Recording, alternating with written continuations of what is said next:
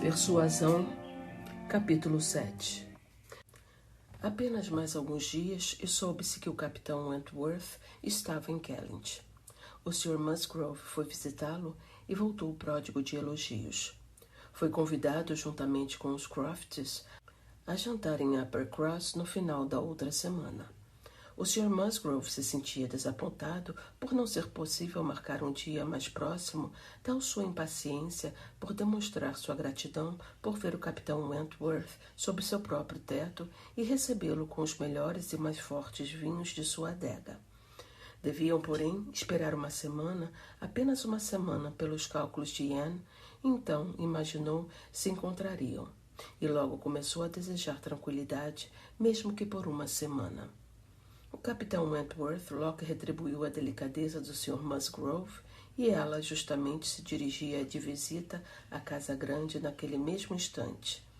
Na realidade, ela e Mary estavam de saída para a Casa Grande, onde o teriam encontrado, como depois vieram a saber, quando foram forçadas a voltar para casa, porque Charles, o menino mais velho, estava sendo trazido naquele momento, vítima de uma queda séria.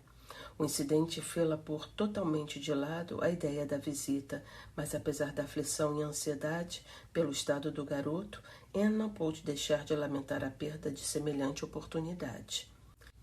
Charles deslocara a clavícula e uma lesão recebida nas costas despertou os pensamentos mais alarmantes. Foi uma tarde angustiante e Anne se viu obrigada a tomar imediatamente todas as providências. Mandar alguém buscar o farmacêutico, avisar e trazer o cunhado, aturar as histéricas lamentações de Mary, controlar as criadas, afastar o irmão menor e atender e acalmar o próprio doente. Logo que pôde, mandou uma comunicação a outra casa, obtendo com isso mais pessoas aflitas do que auxiliares proveitosos. O regresso do cunhado foi seu primeiro conforto e a segunda bênção foi a chegada do farmacêutico. Até sua vinda para examinar a criança, sua angústia fora terrível. Suspeitavam da gravidade da lesão, mas não podiam dizer em que consistia. Pouco depois, porém, a clavícula era recolocada no lugar e, embora o Sr. Robinson apalpasse e esfregasse o osso sem cessar e parecesse muito sério, em breve dirigiu aos pais e à tia palavras de conforto, tranquilizou-os e partiu muito satisfeito, disposto a jantar sossegado. E só depois de sua partida, as duas jovens tias, reconfortadas quanto ao estado do sobrinho, puderam relatar a visita do comandante. Demoraram-se ainda algum tempo, após a saída dos pais, tentando falar dele e explicar como ficaram encantadas com ele e como consideraram o rapaz infinitamente mais agradável entre todas as amizades masculinas favoritas que conheciam. Como lhes causara grande alegria o convite do pai para jantar. Mas sua alegria se transformara em tristeza quando o comandante declinara o convite, dizendo-o impraticável. E como novamente ficaram satisfeitas quando Wentworth respondeu-lhes que iria jantar com eles no dia seguinte mesmo. E ele o prometeu com modos tão agradáveis, exatamente como se sentisse os motivos da atenção delas realmente como devia. Em suma, suas palavras e sua atitude foram de uma gentileza tão refinada que poderiam assegurar a todos, ambas estavam com a cabeça virada por ele. E saíram correndo tão cheias de júbilo quanto de amor e visivelmente mais preocupadas com o capitão Wentworth que com o pequeno Charles. O mesmo relato e o mesmo entusiasmo se repetiram quando as duas jovens retornaram com o pai ao cair da noite para saber notícias. E o Sr. Musgrove, já livre da inquietação a respeito de seu herdeiro, confirmou a boa impressão das filhas, desejando que não sobreviesse algum contratempo que adiasse a visita do capitão Wentworth. Só estava triste por crer que provavelmente as pessoas do chalé não gostariam de deixar o pequeno para ir recebê-lo. Ah, não se ia deixar o menino. O pai e a mãe ainda estavam por demais assustados para suportar a ideia. E Anne, na alegria de encontrar uma escapatória, não pôde deixar de somar seu caloroso protesto ao deles. Charles Musgrove, na verdade, mostrou depois maior disposição. A criança passava tão bem. E ele desejava tanto ser apresentado ao capitão Wentworth que talvez se reunisse a eles à noite. Não jantaria fora de casa, mas talvez fosse lá por meia hora. Mas sua mulher se opôs veementemente a isso. Ah, não, Charles, com efeito, não posso suportar que você saia. Imagine só se alguma coisa acontecesse. A criança teve uma boa noite e passava bem no dia seguinte. O tempo determinaria se a espinha não sofrera nenhuma lesão, mas o Sr. Robinson nada encontrou que justificasse maior inquietação, e Charles Musgrove começou, por conseguinte, a não mais sentir necessidade de continuar confinado. A criança devia ser mantida na cama e distraída da forma mais tranquila possível. Mas o que havia ali para um pai fazer? Este era um assunto bem mais apropriado para uma mulher, e seria absurdo de sua parte, não sendo de utilidade em casa, ficar ali trancado. Seu pai desejava muito que conhecesse o capitão Wentworth, e como não havia uma boa razão em contrário, iria. E acabou fazendo uma ousada declaração pública, quando voltou da caça, de sua intenção de vestir-se imediatamente e ir jantar na outra casa. A criança não poderia estar passando melhor, por isso acabei de avisar a meu pai que iria, e ele achou que eu estava certo. Sua irmã estando com você, minha querida, não tem o menor escrúpulo. Você não gostaria de deixá-lo, mas pode ver que não tenho como ajudar. Anne mandará me chamar se acontecer alguma coisa. Maridos e esposas geralmente percebem quando é inútil se opor. Mary sabia, pela maneira de falar de Charles, que estava positivamente decidido a ir e que seria inútil irritá-lo. Nada disse, portanto, até ele sair da sala, mas logo que se viu apenas em presença de Anne. Então é assim. Você e eu devemos nos arranjar sozinhas com essa pobre criança doente, sem nenhuma criatura que se aproxime de nós a noite inteira. Sabia que seria assim. Esta é sempre a minha sorte. Se alguma coisa desagradável acontece, os homens logo conseguem um meio de escapar, e Charles é igual a qualquer um deles. Acho muita insensibilidade da parte dele afastar-se de seu pobre filhinho. Diz que está melhorando. Como pode saber se está melhor e se não haverá uma brusca mudança daqui a meia hora? Nunca pensei que Charles pudesse ser tão insensível. Assim lá vai ele se divertir, e só porque sou a pobre mãe não permitem que eu me mexa, e no entanto tenho certeza de que sou a pessoa menos apropriada para cuidar do menino. E exatamente pelo fato de eu ser a mãe é que meus sentimentos deveriam ser poupados. Não estou absolutamente à altura disso. Você viu como eu estava nervosa ontem. Mas isso foi apenas o efeito do susto repentino, do choque. Você não vai mais ficar nervosa. Provavelmente não haverá nada mais para nos afligir. Compreendi perfeitamente as instruções do Sr. Robinson e não me sinto apreensiva. E, na verdade, Mary, não me surpreendo com o comportamento de seu marido. Cuidar de crianças não compete a um homem, não faz parte de seus atributos. Um filho doente é sempre propriedade da mãe. Seus próprios sentimentos geralmente fazem com que assim seja. Suponho que gosto tanto de meu filho quanto qualquer outra mãe.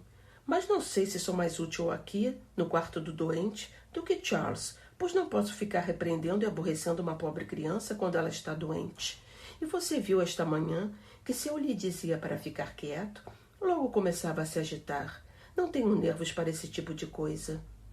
Mas você se sentiria tranquila passando a noite inteira longe de seu filho? Sim. Não vê como o pai pode? Por que eu não poderia? Gemina é tão cuidadosa. E ela nos mandaria notícias sobre o estado dele de hora em hora. Na verdade, acho que Charles poderia muito bem ter dito ao pai que nós dois iríamos. Não estou mais apreensiva com o pequeno Charles do que ele. Ontem estava terrivelmente histérica, mas hoje o caso é bem diferente. Bem, se não acha que é tarde demais para mandar avisar que vai juntamente com seu marido, deixe o pequeno Charles aos meus cuidados. O senhor e a senhora Musgrove não podem achar isso errado, uma vez que eu ficarei com ele. Está falando sério? Exclamou Mary com os olhos brilhantes. Meu Deus, é uma boa ideia, muito boa deveras. Ora essa, tanto faz que eu vá ou não, visto que não sou necessária em casa, não é? Você que não tem os sentimentos de mãe, é uma pessoa muito mais indicada. Você consegue que o pequeno Charles faça qualquer coisa. Sempre a obedece imediatamente. Será muito melhor deixá-lo apenas com Jemima. Ah, claro que irei. Tenho certeza de que devo ir. Se puder, tanto quanto Charles, pois fazem questão que eu conheça o Capitão Wentworth e sei que você não se importa de ficar sozinha. Que excelente ideia sua, deveras, Anne. Vou comunicar a Charles e me aprontarei em seguida. Pode nos mandar chamar se algo acontecer, mas provavelmente não haverá nada para alarmá-la. Não iria, pode ter certeza, se não me sentisse inteiramente despreocupada com meu querido filho. Dali a instantes bati a porta do quarto de vestir do marido e Anne, que subira as escadas depois, teve ocasião de ouvir toda a conversa, que começou com Mary dizendo, num tom de intensa alegria: Pretendo ir com você, Charles, pois não sou tão necessária em casa quanto você. Se eu ficasse trancafiada para sempre com o menino, não seria capaz de persuadi-lo a fazer nada contra a sua vontade. Anne ficará. Prometeu ficar em casa e tomar conta dele. Foi ela mesma quem o propôs. Assim vou com você, o que será muito melhor, pois não vou jantar na outra casa desde terça-feira. É muita bondade da parte de Anne, comentou o marido, e ficaria muito satisfeito em permitir que você fosse, mas me parece um tanto injusto que ela seja deixada em casa sozinha para tratar de nosso filho doente. Anne entrou na conversa para defender sua própria causa. Expressou-se com tal sinceridade que ele logo se convenceu quando a convicção era no mínimo muito agradável e acabou com seus escrúpulos de deixá-la jantando sozinha. Manifestou, porém, o desejo de que fosse se reunir a eles à noite, assim que a criança dormisse.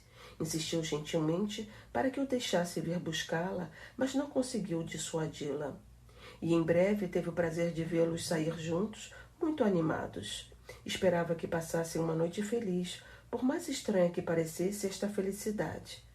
Quanto a si própria, ficou-lhe a sensação de tranquilidade que geralmente sentia. Sabia que era da maior importância para a criança, pouco lhe importava que Frederick Wentworth se achasse a apenas meia milha de distância, mostrando-se agradável a outros.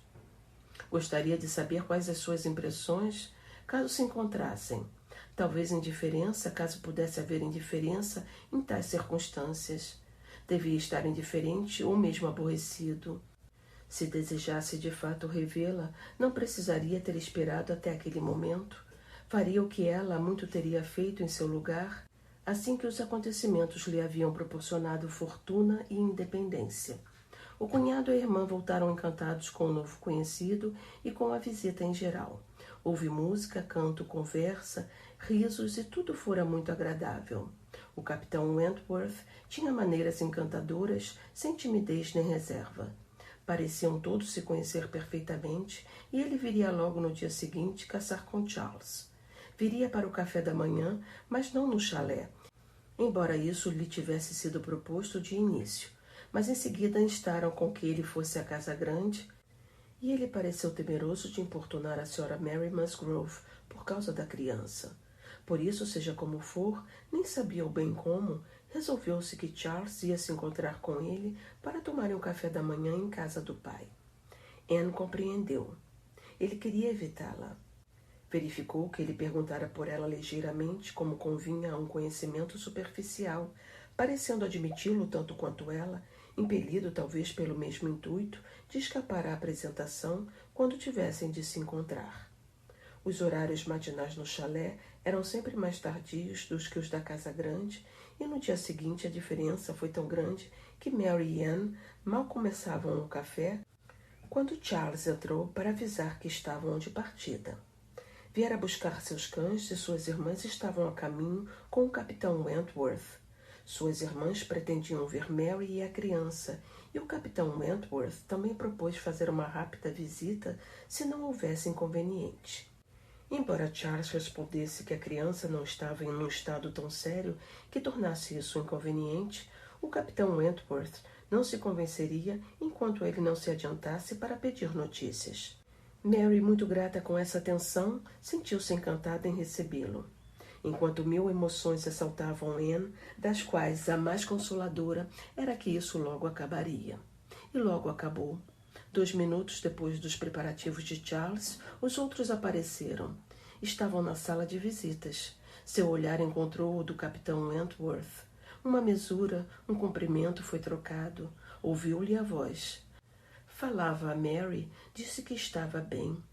Disse algo às senhoritas Musgrove, o bastante para combinar um passeio a pé. A sala parecia cheia de pessoas e vozes, mas em poucos minutos tudo terminou.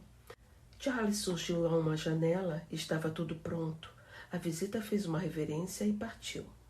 As senhoritas Musgrove saíram também, resolvendo de repente seguir os caçadores até o fim da vila.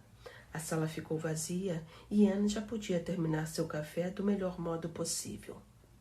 Acabou, repetia incessantemente consigo mesma, numa gratidão nervosa. O pior já passou. Mary falava, mas não a escutava. Vira-o. Tinham se encontrado. Tinham estado mais uma vez na mesma sala. Logo começou, entretanto, a raciocinar consigo mesma e a amortecer seus sentimentos. 8 anos, quase 8 anos haviam se passado desde que tinham renunciado a tudo. Como era absurdo voltar à agitação que tal intervalo reduzira a distância e a indiferença. Qual não seria o efeito de 8 anos? Acontecimentos de todo tipo, mudanças, afastamentos, transferências, tudo aí devia estar contido, e o esquecimento do passado, como era natural, como era certo também, abrangia quase uma terça parte de sua vida. Infelizmente, com todo o seu raciocínio, descobriu que, para sentimentos tenazes, 8 anos significavam quase nada. Bem, e como deveriam ser interpretados os sentimentos dele? Tê-lo-iam levado a evitá-la? E no momento seguinte se odiava pela loucura que a fizera formular tal hipótese. Em outro aspecto, de que toda a sua sensatez não a poderia ter poupado, logo perdeu toda a incerteza. Pois depois que as senhoritas Musgrove voltaram e terminaram sua visita ao chalé, Mary lhe fez espontaneamente esta revelação. O capitão Wentworth não fica tão desenvolto perto de você, Anne, embora tenha sido tão atencioso comigo. Henriqueta perguntou-lhe o que achara de você, e ele respondeu-lhe que estava tão mudada que dificilmente a teria reconhecido. Embora os sentimentos de Mary não a fizessem respeitar razoavelmente os da irmã, ela não tinha a menor consciência do mal que lhe estava causando. Tão mudada que não a reconheceria. Anne cedeu completamente a uma profunda e silenciosa humilhação. Sem dúvida era assim, e ela não poderia se vingar, pois ele não estava mudado, ou pelo menos não para pior. Ela mesma já o admitira, e não podia mudar de opinião, quaisquer que fossem os pensamentos dele a seu respeito. Não, os anos que haviam destruído sua juventude e beleza haviam-lhe emprestado apenas um olhar mais brilhante, nobre e franco, sem de forma alguma diminuir suas qualidades pessoais. Vira o mesmo Frederick Wentworth. Tão mudada que não a reconheceria. Essas palavras não podiam parar de assaltá-la. Entretanto, logo começou a se sentir alegre por tê-las ouvido. Eram de cunho moderado, apaziguavam a agitação, acalmavam e, por conseguinte, deviam torná-la mais feliz. Frederick Wentworth usara essas palavras ou outras semelhantes, mas sem imaginar que lhe seriam repetidas. Julgara lamentavelmente mudada e, no primeiro instante do impacto, expressara a sua sensação. Não perdoara a Anne Elliot. Ela o maltratara, abandonara-o e o desapontara. E o pior é que, ao fazer isso, mostrara fraqueza de caráter, o que seu próprio temperamento resoluto e confiante não podia suportar. Renunciar a ele para agradar aos outros fora resultado de uma insistente persuasão, resultado de fraqueza e timidez. Estivera ligado a ela da forma mais afetuosa e nunca tornara a encontrar uma mulher que se lhe pudesse comparar, mas, exceto por uma natural sensação de curiosidade, não tinha o menor desejo de revê-la. Seu poder sobre ele desaparecera para sempre. Agora seu objetivo era casar-se. Estava rico e, de volta à terra, pretendia se estabelecer logo que se sentisse realmente inclinado a isso. De fato, olhava ao redor, disposto a se apaixonar com toda a rapidez que uma mente lúcida e viva o permitisse. Tinha um coração para ambas as senhoritas Musgrove, se elas o pudessem cativar. Um coração, em suma, para qualquer mulher agradável com que se deparasse, exceto Anne Elliot. Era a sua única restrição secreta ao dizer à irmã em respostas às suas conjecturas. Sim, aqui estou, Sophie, inteiramente disposto a fazer um casamento insensato. Qualquer mulher entre 15 e 30 anos pode receber meu pedido. Um pouco de beleza, alguns sorrisos, alguns elogios à marinha, e sou um homem perdido. Isso não seria o suficiente para um marinheiro que não teve convívio com mulheres que o tornassem interessante? Dissera isso, ela sabia, para que o contradissessem. Seu olhar, arguto e altivo, revelava a convicção de que era bonito. E Anne Elliot não estava fora de seus pensamentos quando ele descreveu com seriedade a mulher que gostaria de encontrar. Mente forte, delicadeza de maneiras, foram o primeiro e o último item da descrição. Esta é a mulher que desejo. Algo um pouco inferior, é claro, poderei suportar, mas não muito. Já que devo ser tolo, devo sê-lo de fato, pois tenho pensado no assunto mais que a maioria dos homens.